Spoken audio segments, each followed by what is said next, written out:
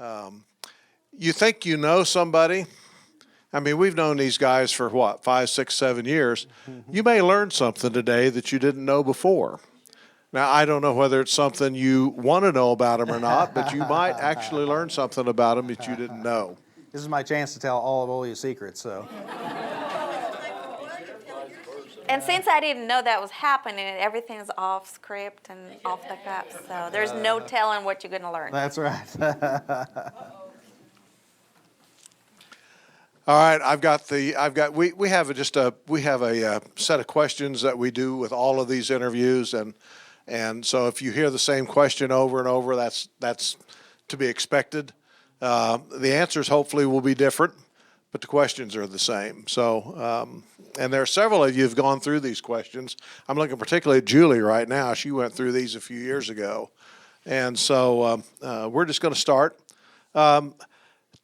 Tell us briefly. Now you're a preacher, so I get that you can talk a lot. Tell us briefly about your personal history, when and where you were born. I mean, we know you're a preacher. You know, your family, that kind of thing. Just very quickly. And we've met some of your family already, Curtis. Yeah. You want to go first? Or you want me to? Go ahead. Okay. Well, I was born and raised in Neosho, Missouri. Most of you all are aware of that. I grew up there, and I was an only child, and so spoiled rotten. And don't confirm, honey, don't confirm. But, that's not unknown fact to them. The open secret, huh? And so had really a wonderful upbringing. I had good family. My mom's side of the family is Church of Christ. My dad's side of the family is Baptist, Southern Baptist. And my parents were divorced whenever I was 9. But even though that happened, people always ask, was it really traumatic for you? And I'm sure it was at the time in a sense, but I had such strong family ties on both sides, both on my mom's and dad's side with my grandparents, and that I really never felt like it was, just a terrible thing. Neither one of my parents ever remarried, and so that Dad has remarried in the last year or two, but I never had any step siblings or any of that kind of stuff. So I grew up in Neosho, had a good upbringing there, and whenever I was 18, whenever I graduated from high school, I wasn't really quite ready to go on to college yet, so I drove for a year. We had a guy at our home congregation who owned a pet brokerage, and he was kind of the brokerage in between those who raised and breeded dogs and then the ones that took them to pet stores. And so for a little while, for a year, I worked for him driving a box truck all over the United States, delivering dogs to pet stores, and so that was an adventure. So it didn't take a whole lot to that to think, okay, I don't want to do this the rest of my life, and so... How many of you did not know that? Yeah. There's actually learned something already. There's actually quite an interesting story. I don't know if we got time for it, but Save it for the sermon. Yeah, it may come up in a sermon someday. Let's just say I was once arrested on charges of animal cruelty, and it was a false charge. But you'll have to, stick around for the rest of the story some other time. And we'll delve into that in staff this week. Yes. But did that, and then after I'd done that for a year, I went to Sunset, and that's where Olya and I met, and gone from there. So I'll let you. I can't top the arrest story. So No. my upbringing was less colorful. You're communist, though, so that cancels it out. I never was, just for the record. I was in 4th grade when the communism was over, and so I was born in Russia, in a town called Biysk. It's in Siberia, not too far from Mongolia border. Not too far is a relative term in Russia's destination. So if you look on the map, it's right next, and it's about 3-day ride. So yeah, it's not real close if you start putting in miles. So I was raised and grew up there. My parents were also divorced since I was born, so my mom never married. So you all know my family because, she's part of our family here. So we've been blessed to have her here. I finished school and I finished university. I actually have a degree in teaching. I'm a certified teacher of history of literature and linguistics, and I work at the bank, so not at all related fields. I don't even know how that happened, but after I finished my university degree, I was invited to come here and study the Bible by some of the missionaries from their church. And I took the opportunity. That's where I met Curtis. I grew up Orthodox, but I was converted to Church of Christ when I was 16.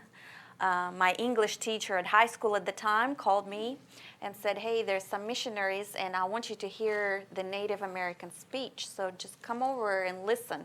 Well, I did come over to listen. The rest of is history. So, and about 2 weeks later, my mom walked in on me being dunked in the bathtub of our house, and she had no clue what was going on. And it took me about 3 years to convert her after me, so. But yeah, that's when I came to school. I met Curtis. Yeah. And just elaborate on that a little bit. How did you meet? Well, I Are there two stories here, or are they kind of the yeah, same? there's her story and then the right story, and yeah. You're right. That's right. I sat behind her. Me and my friend Jeremy, whom you all met a couple of months ago, who was here. We sat behind her for. It was funny. Whenever we got to Sunset, and we got there in August. But some people, like international students, they come in later in the year and they pick up in the middle. And so we heard that there was this girl coming from Russia, and they said her name was Olga. Which kind of sounded like Helga to me or something like that. So we were imagining this very unattractive woman with, moles and hairy lips and all this kind of stuff. And coming from Russia, and then all of a sudden this girl walked in and I was like, that is no Olga, And so we went with the more Russian pronunciation, Olya, because we thought it fit better. And that stayed all these years later. And anyways, so I sat behind her for a couple of years as we were in school together, and we weren't really in the same friend circles or anything. We were aware of each other, but one. I was above his league circle. Yes, she was in the smart class, and I was in the kind of the bringing up the bottom. But one day we were sitting there, and at that time we had laptops that we were taking notes on in class. So we had a break, and so I went up during the break and I opened up her laptop and I typed on her notes and I said, "Would you like to go out sometime?" And she sat back down and she looked at it and she just laughed, and she didn't respond. And so I was like, "Well, I guess that didn't work out, And so it ended up being sometime later. There was some friends of ours named Mike and Margaret Reed, who Margaret was a little bit of a matchmaker, and she came later and she's like, I really like to set Olya up to go on a date. And I was like, listen, I tried. That ship has sailed, And she's like, no, I think if you just give it another chance, And so we did, and so that's my version of how it went. If you'd like to. Olya, did you know who it was? I did. I just thought he was joking. There's a little fact about me, and Curtis will confirm that. I am oblivious to any sorts of flirting. That's true. I really am. I'm very thick when it comes to that. You have to tell me to my face. So I thought he was joking. And when he actually tried to ask me out for that date, I already made plans to not go out, but babysit somebody else's kid because it was Valentine's Day. And he's like, well, do you want to go out on the date? I said, well, I can't. My friends are going out, and I'm watching their kids. So I had to tell him no. And I forgot it was Valentine's. I didn't yeah, remember. and so he thought that I was just laughing at his face. I wasn't. You have to be more direct with me. It's taken me 20 years of marriage to kind of start figuring that out. Subtlety does not work. No, I'm not my strong suit there. So. I could talk a little bit about subtlety and directness too in my life, but it's not our life; it's theirs today. Right. Talents and abilities that God has given you, and how you best think you can use them. Curtis, I presume that your ability is being shown week to week Olya, you have a degree in teaching. I assume you do some teaching where you are, but not the kind that you had. So talk a little bit about maybe some abilities that God has given you, you believe, and how you're using them, or how could you use them? I would say one of our abilities, besides the preaching and the teaching, is peacemaking. We tend to find a commonality with most people that we meet and build on that, and bring maybe sometimes various groups of people in our lives that in normal circumstances might not get to know each other otherwise, and just kind of conflict resolution in the most peaceful way and things like that. So, yeah. Yeah, it's kind of been true about me really ever since I was young, and maybe it came out of coming out of a divorced family, I don't know, but I've always kind of been in friend groups where I was friends with different people that probably wouldn't normally get along, but so as long as I was kind of in the middle of it, the group would kind of hold together, and there's no strategy on my part, it just sort of naturally happened, and so, and if you took me out of it, then it wouldn't hold, and so that has, I think she kind of shares that same gift, and it is something that has been effective for us in ministry, I think.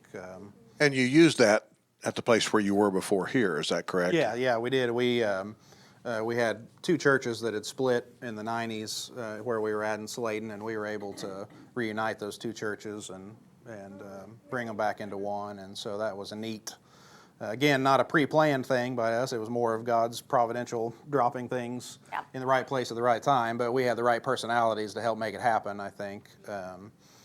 And so I think that is something that's maybe not quite so obvious on the, as like the preaching and that sort of thing. Some people say I don't have any talent at that either, but, but yeah, so yeah. Okay. And the story of putting those two churches back together is a story in and of itself. Too much time for today, but it's a story in and of itself, and it's one of the things that happens, I think, all too rarely, not only in churches of Christ but in other Christian circles as well. This is a fracturing and dividing, seems to be, society, and to be able to help put people together in commonality is, I think, kind of an unusual ability, but one that's very needed in this day and age. There's been a time in your life when you expressly have felt the presence of God, and then when you felt abandoned, maybe, by God. For me, people often, ask, when I first developed faith, and I always say, I never remember not having faith. I'm sure there was some point when it became real and my own, and I don't know exactly how to distinguish where that transition happened, or if it took place over a period of time, or what it is. I obviously point back to my baptism, but I was just 9 when I was baptized, so I was pretty young. But I've always, I don't know why, but I just have always had a sense of the Lord's presence with me. There are, of course, times when I feel closer to Him than not, usually when I'm, being diligent with my spiritual disciplines and those sorts of things. But for the most part, it's just been kind of a steady presence throughout my life, and I've never doubted that too much. Now, the one time whenever in one sense, it would be true to say that I felt the absence of His presence. In another sense, it would be true that I just felt He was too close. And that was whenever I went through my depression.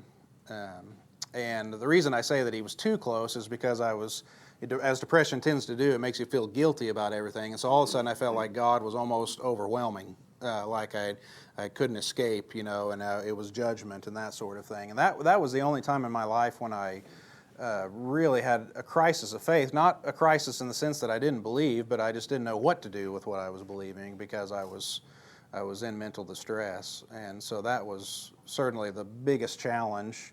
It's also become one of the biggest blessings now that it's over. I wouldn't want to do it again, but it has deepened me, I think, has helped me be a better minister. When you had depression, did you feel guilty because you were depressed and you had faith in God? It was yeah, it was a little bit. It was weird how it cycled, you know. And it was at first I started feeling guilty about other things, and then it was just guilt upon guilt, and I couldn't quite always distinguish what was causing guilt or what was happening first, and it got all jumbled up together. And but it can turn God against you because you suddenly feel negative about yourself, and you think, well, God must feel negative about me. It's the first time I'd ever really felt that, and it took me a while to work through that and get back on the other side of it. But so that'd probably be how I would answer it. And I will tell you, for those that may not know, Curtis is very willing to talk about that. If any of you are in that or know or have questions, whatever, I think he's very willing to visit with you about his situation. Yeah. May not be quite the same as yours, but it'd be something that you guys could visit with. Olya, what about you? Kind of similar situation where I don't know that I've always felt like I had presence of God and stuff. Unlike Curtis, I never went through the bout of severe depression, but I am prone to more of anxiety and overachieving things. And I think that stems from sometimes you know that God just meets you where you're at, but sometimes that feeling is not there and you're trying to prove yourself to God. And sometimes you can wear yourself out by doing that because you feel like you just need to do more and stuff. And especially when after COVID, I always mispronounce it. That resulted in some anxiety issues on my part and things that took several months to shake off. And so it's at those times where it's just a feeling of where God, you have the feeling, not that God's speaking to you. You have the feeling that God thinks you're not doing enough. What motivates you to serve others? Why do you do what you do? For me, I think on the one hand, what I get to do is a privilege. It's basically my job to go on behalf of the congregation who may not have the time or the inclination to study deeply the Word of God, and then bring it on a Sunday morning. Certainly it's benefited me during the week from my study, but as an act of service to say, okay, I've gone to the Scriptures this week, here's what I think the church needs to hear in this regard. And it's just, for me, a great privilege to get to be able to do that. It's something that I love doing. I often tell Olya I feel guilty because I get to go to a job every day that I just love, and I can't wait every morning to come and crack open the books and start looking and studying and doing that kind of stuff, and as well as the visiting and the counseling that sometimes goes along with it. It's just something that I love to do. And so I think one of the great joys of life is when you get to do a service that you love. It doesn't even feel like sometimes a sacrifice because it's just a joy to do it. And so that's really a sweet spot in life whenever you can find service that is not just a sacrifice. Now, there are times when if I take those spiritual giftedness test things, service is actually the dead last that comes on my deal. And so, if it comes to, hey, you need to wash the dishes, or hey, you need to do this, Olya's usually got to say, hey, you need to wash the dishes, or you need to go move the tables, or oh, okay, because it just doesn't naturally occur to me. Has to be direct. It has to be direct, yeah. No subtlety there. No subtlety there. That's right. And because my mind is usually on something else, and so it's good for me to be pulled out of that sometimes to do other things. But I love the service that I hopefully am providing, and love to do that. And before we get to you, Olya, I'd like to tell you all out here that he talked about that it was a privilege to come to work, that he enjoyed coming to work, that he enjoys doing what he does. I could say the same thing about what I do, and I think so can Eric, and so can CJ, and so can Elena, and so can Doug in the times that he's here. It's not, and the reason for that is not because of anything much that we do one way or the other, but it's the support you all give us. I see Linda out there too, and I think she could say the same thing. it's the support that you all give us and the affirmation that you all give us that enable us to enjoy what we do. And I just want to thank you all and this congregation for your willingness to be that way instead of some other way. Yeah. Oh, yeah. Why do you do what you do, and how do you serve? You don't preach. You don't. No. You know. Yes, she does. Well, we'll get to that later. I did for years proofread his sermons. Just recently, I'm like, okay, I'll relinquish you to free sailing. I don't think you're going to put your foot in the mouth too much. So, yeah. No, I'm by nature inclined. Acts of service is my top one. That's why we coexist so well, because I don't have a problem telling him this and this needs to be done. So that's something that just by nature comes pretty easy to me. But also just looking in our lives, it's amazing how much there was a blessing from God to us as a family through the difficulties, and just the growth that we've had was thanks to other people willing to be there for us and guide us and give us opportunities that we might have not otherwise had. It's the biggest thing when people provide you with opportunities to be somewhere, to do something that you not normally might have a chance to do. And I always thought that if those people, it takes a village. It takes a village for our kids. It takes a village for us. And I always felt grateful and humbled by that. And I always felt like that is something that if opportunities are presented to me, to be the positive change in somebody else's lives, that's not an act of service, that's a privilege. And you don't have to do that, obviously, in preaching or working full-time for the church. Olya will not admit this probably, but she has, I think, in our dealings, the church deals with Equity Bank for our checking and so on. And I think Olya has a great positive influence at Equity. She's known by everybody that I've contacted there, and is known in a very positive way there. And that's just a real blessing. You have a favorite verse, chapter, book, story, teaching of the Bible, and why is it your favorite? Well, like I often say, my favorite's whatever I'm studying at the moment, usually because that's what's making an impact me on the time. One verse that stuck out to me ever since I was a teenager, though, is in Philippians, I think it's 1, maybe 2. No, it's in 1. To live is Christ and to die is gain. And that really, verse has always stood out to me and has become more meaningful to me over the years because I just find no greater cause to live than for Christ, and He gives meaning to everything. And death in many ways is not a great threat because it's just advancing on to the next phase of the kingdom. And so while I'm not anxious to hasten it, I'm also not terribly afraid of it either. And so I think that verse has always stuck out to me. Okay, Olya? I think it also depends which stage of life I'm at. But I always enjoy the story of Mary and Martha and Jesus, just because it shows such two different, acts of service and coming and spending time with God, and that's an internal battle in my own life, and I think in the life of many of us, that it's an interesting example that's placed for us kind of in the Bible. Let's change things up just a little bit. One of these questions is, as you look back on your life experience, what would you want to say? I never want to go through something like that again, but thankful I've had the experience.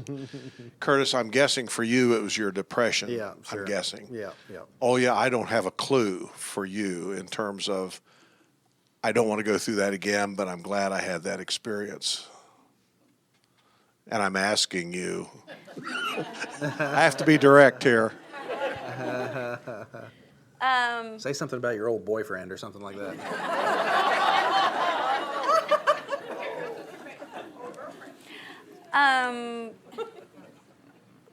several things, none of them, related directly to me. The humorous side, I'm grateful to have had a time with my little kids. I'm so glad they're not little anymore. Now I have to get up in the middle of the night 17 times. I'm just, sorry That for could be a them. valid thing, yes. I'm just being honest there, okay? But I guess watching, and it comes with being a spouse, a parent, or a child, watching those around you that are going through a hard time and you cannot help physically and you want to take that pain but you can't. And whether it's your kids going through things, whether it's being bullied at school or something, watching Curtis going through his battle, where I felt kind of helpless in that, and watching Mom going through cancer twice and seeing the side effects of chemo and radiation, and there's just not much. You want to physically take that pain and discomfort away, but you can't. So it does, I'm grateful for those experiences, but it's not the You easiest prefer thing. not to do that again. Yes.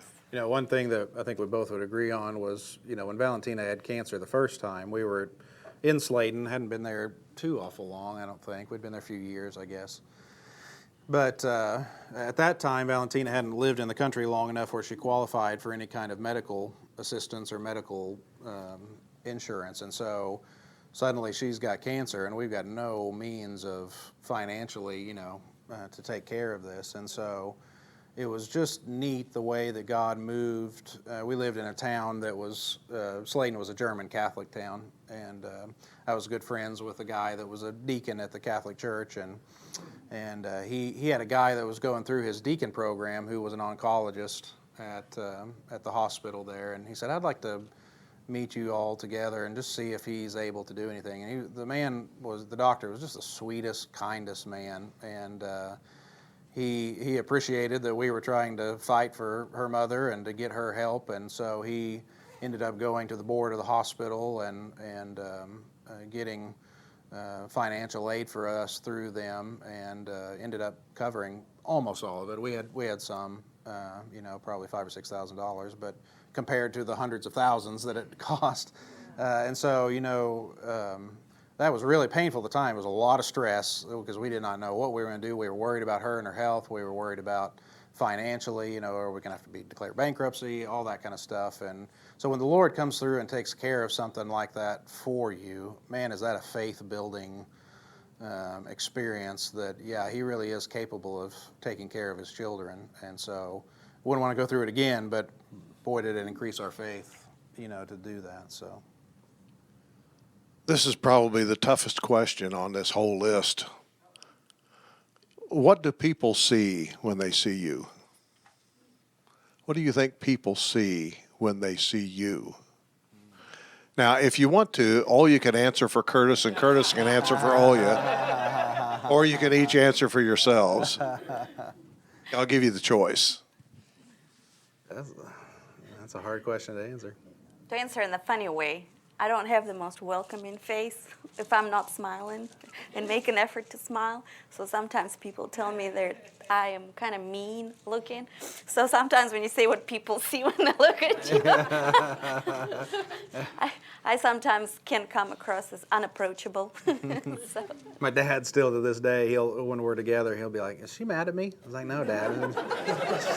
It's just her natural, Well, living with you, sometimes you maybe have handy. to. If I go to the mall, you know how sometimes you go to the mall and there's all these people that they try to entice you to give you the creams or try this. Nobody ever comes to me. I can just go through the mall and they take one look at me and they're like, nope, not talking to her. So there's a blessing there. And it's very reassuring as a husband because, I'll ask her all the time at the bank. I was like, these guys, do they try to flirt with you? Or and of course, first of all, she says, I'm oblivious, so I don't know. But the other answer is, nope, nobody approaches her because they're afraid of her. So it's very reassuring for me as a husband that it scares everybody off. Is that one reason why you did the thing on the computer rather than just asking? Yeah, that's her? right, yes. Yeah, that's right. What about you, Curtis? Well, I don't know how to answer that. I hope they see kindness I hope they see, on the one hand, a lightheartedness, but also on the other hand, a seriousness about Christ and the gospel and things like that. That's what I hope they see, whether or not they do or not. Got just a minute or two left, and I'll open it for any questions that someone might have. Questions? Oh, yeah, okay. What your children, the impact of you being a minister, you being where you are, how does that work with your kids? We always hear the stories about the preacher's kids. Yes. The question has to do with how the kids are impacted by Curtis being a minister. Yeah.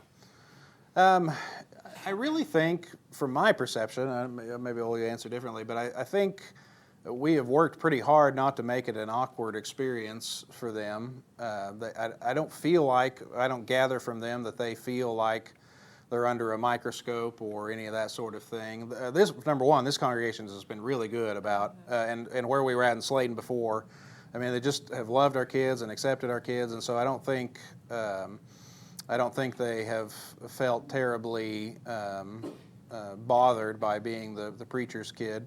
I had been around ministers in the past who, would have gripes and stuff, and they would come home and gripe, and so it would give their kids a negative view of the church. And so I never talk negative about the church around my kids. I just don't.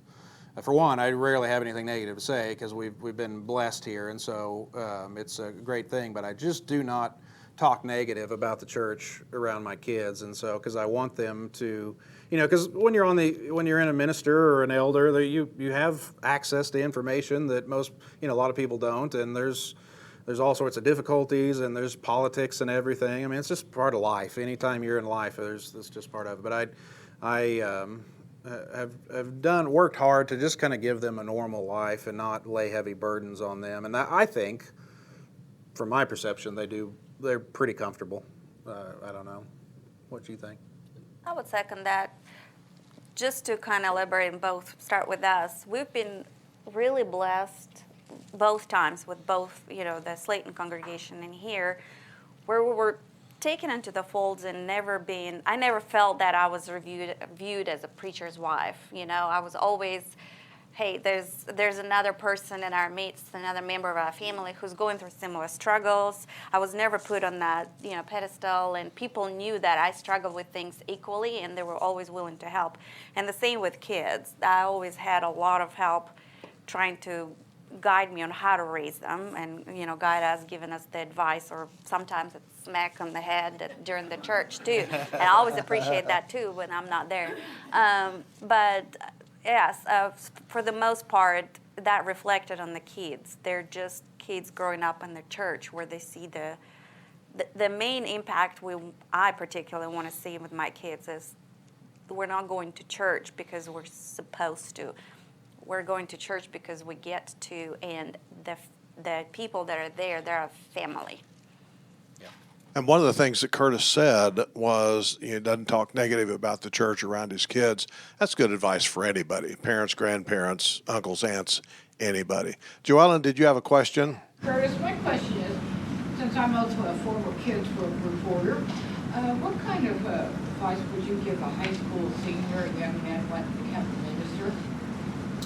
Question was, what kind of advice would Curtis give a young man about becoming a minister?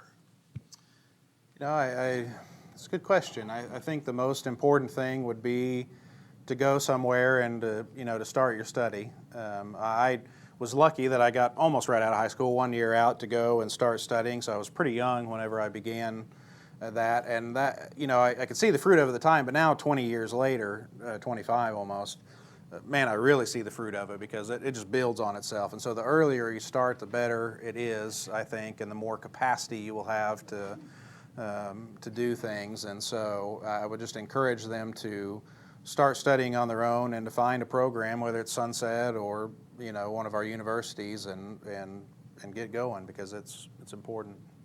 There are a couple other questions. Mike? My question for Olya, I'm sure she's probably been asked this before, but you have absolutely no accent. I would never know you were from Russia. I figured you growing up? Texas. Citric, Kansas. Did Texas responsible for that, or are you making extra effort, or what? That's The question is about Olya's accent or lack thereof. I joke about it that I said, God bless me with the parrot ability. I'm like a parrot bird where I can pick up accents pretty well. I do have an accent. It is kind of Russian Texan a little bit. And so the funny part about the bank, I normally don't announce that I'm from Russia and stuff. And so when people ask me where I'm from, I just tell them from Texas. And so they sometimes have this kind of look at their face that say, this is not the Texas accent we've ever heard. But I have been told that there's sometimes a little bit of Texan comes through, and it is quite funny too. And my guess is, Mike, if she speaks Russian, you might hear a little different accent as well. Bob? Curtis, what would your stage name be if you were a professional wrestler? You haven't thought about it. Well, you've heard of CM Punk. I would be CB Chunk. I'm not sure that's even a repeatable question. Any other questions for Curtis or Olya? Bill? I have a follow-up on that question. I actually wondered if your depression coming from, the saying, many are called and few are chosen, and you were not chosen to be a WWF wrestler. Yes. It's been hard to deny my true calling in life, yes, but... Good question. Anybody else? Yes, Hunter. Well, yeah, I have a question. So, do you have any favorite memories from growing up in Russia? I've never really gotten to travel, so I'd like to kind of, We, my mom being a single mom and everything, we never had a whole lot of opportunities to travel. We did quite a bit of camping around the area. Altai, which is the area where I'm from, is very beautiful. It's similar to maybe, they call it second Switzerland, or like Colorado. There's a lot of mountains and forests and lake. So we got a chance to travel, nothing elaborate, where we never definitely stayed in any sort of cabins. It's more, here's your tent, sleep on the floor, cook on the fire. But nevertheless, it was the best experiences. Traveling with friends. I'm very close to my cousins, my mom's sisters, 3 daughters. They helped raise us in a lot of ways, and I'm very grateful for my aunt's help in just helping us with a lot of things growing up. So I had a lot of opportunities that way, lots of good memories, people-wise and everything. There's one thing my mom and I often talk about, that there's, if I can trace throughout my life the biggest blessings, it's the people that God has placed in my life. I have been truly, truly blessed with great people in my life throughout, starting from early on and to this day. The people I work at the bank, I have the best team. I had them over all last night, and they're just wonderful people at this church and just throughout childhood as well. I have an older brother. They were here 3 years ago. They came to visit. They were supposed to be here, hence our big cabin that we rented. It was because my brother and his wife were supposed to come in the month of June, and that was part of our gift for my brother's birthday, which was in June. And we were all going to take them up in Colorado for a week. And, of course, with the recent events, none of that worked out. So. Okay, we're out of time. Olya and Curtis Baker, you've probably learned some things that you maybe didn't want to know or didn't know before. And I appreciate that. I appreciate you two so much stepping in for Doug and for Jerry. Next week, Don Gribble will present a lesson, just a single lesson.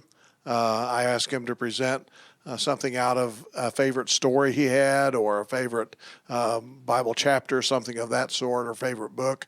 So he'll give a lesson next week. 2 weeks from today, we're having the lunch. Is that correct, Linda? Yeah. 2 weeks from today, we're having a fellowship lunch. We'll not have class. We'll have the lunch instead. So be kind of thinking about what you might want to bring for that. Okay, thank you so much. Thank you.